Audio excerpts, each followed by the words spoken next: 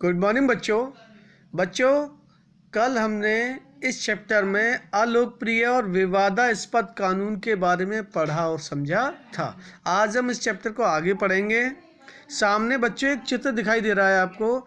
इस चित्र में एक महिला जो कि सामने गोले में दिखाई दे रही है, ये रोज़ा पार्क्स नाम की महिला है। और सामने ये एक अंग्रेज़ आदमी आपको दिखाई दे रहा है जो इस बस में बैठा हुआ है।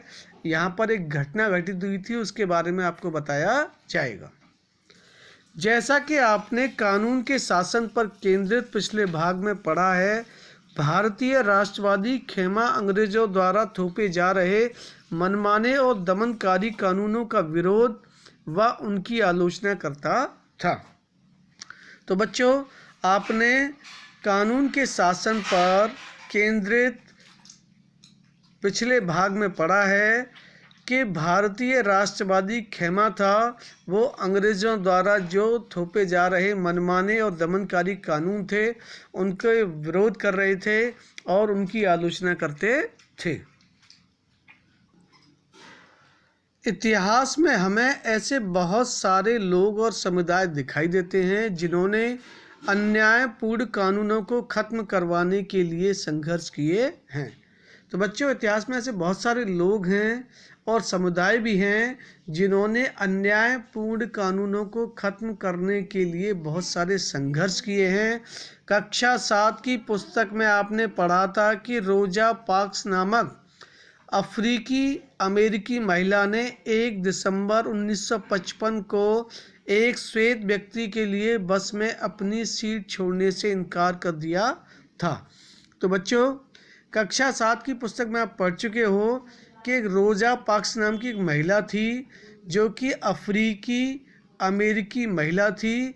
उसने 1 दिसंबर 1955 ईस्वी को एक श्वेत व्यक्ति के लिए बस में अपनी सीट छोड़ने से इनकार कर दिया था, जब उससे कह रहा था कि आप हटिए, ये मेरी सीट है। लेकिन उस महिला ने वो सीट नहीं छोड़ी। रोज़ा पार्क्स उस कानून का विरोध कर रही थी जो सभी सार्वजनिक स्थानों पर श्वेत नागरिकों और अफ्रीकी अमेरिकी नागरिकों के लिए अलग अलग दायरे तय करता था। तो बच्चों, जो रोज़ा पार्क्स नाम की महिला है वह उस कानून का विरोध कर रही थी जिस कानून में बताया गया था कि सभी सार्वजनिक स्थानों पर श्वेत नागरिकों और अफ्रीकी अमेरिकी नागरिकों के लिए अलग अलग दायरे तय किए हुए थे। यहाँ तक कि सड़कों पर भी दोनों समुदायों की जगह जगह अलग होती थी। और उस कानून में यह भी बताया गया था कि सड़कों पर भी दोनों समुदायों के लिए जो जगह हैं वो अलग अलग हुआ करती थी। रोज़ा पार्क्स का यह इनकार एक ऐतिहासिक घटना थी। तो बच्चों, रोज़ा पार्क्स महिला के द्वारा इनकार किया जाना एक श्वेत व्यक्ति के लिए यह अपने आप में एक पहली ऐतिहासिक घटना थी।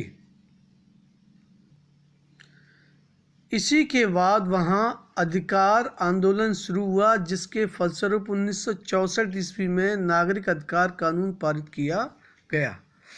तो बच्चों, इस घटना के बाद नागरिक आंदोलन शुरू हो गए। नागरिक अधिकारों के लिए लड़ने लग गए कि हमें नागरिकों के समान अधिकार चाहिए। और इसी के फलस्वरूप 1964 ईस्वी में नागरिक अधिकार कानून को पारित कर दिया गया। इस कानून के जरिए संयुक्त राज्य अमेरिका में नस्ल, धर्म या राष्ट्रीयता के आधार पर किसी भी तरह के भेदभाव को गैर कानूनी घोषित कर दिया गया।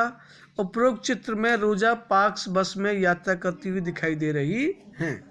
तो बच्चों, इस कानून के जरिए संयुक्त राज्य अमेरिका में नस्ल के आधार पर, धर्म के आधार पर या राष्ट्रीयता के आधार पर किसी भी तरह के भेदभाव को गैर कानूनी घोषित कर दिया गया और सभी नागरिकों को समान अधिकार दिया गया।